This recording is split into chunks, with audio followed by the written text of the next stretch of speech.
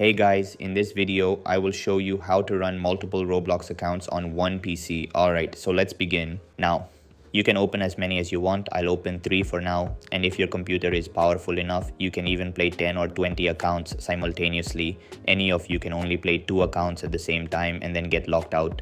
But next, I'll show you how to log in to dozens of accounts without getting logged out at all. First, go to Google and search for the keyword Fishstrap. Click on the first result that appears and visit the website. Immediately see the download section. This is software that supports logging into multiple Roblox accounts.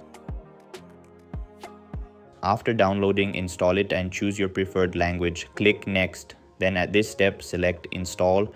At this next screen, stop and choose Configure Fishstrap Settings. Scroll down until you see Allow Multi-Instance Launching. This option is extremely important. You must enable it to run multiple accounts. After that, click Save. Now, go back to the desktop. You'll see the Fishstrap icon. Open it and wait for it to load. Then select Run Roblox. Once it is opened, now do the same thing. Double-click on Fishstrap icon and select Run Roblox again. Now you can open as many accounts as you want to log in. Here, I'll open 3 Roblox tabs as an example.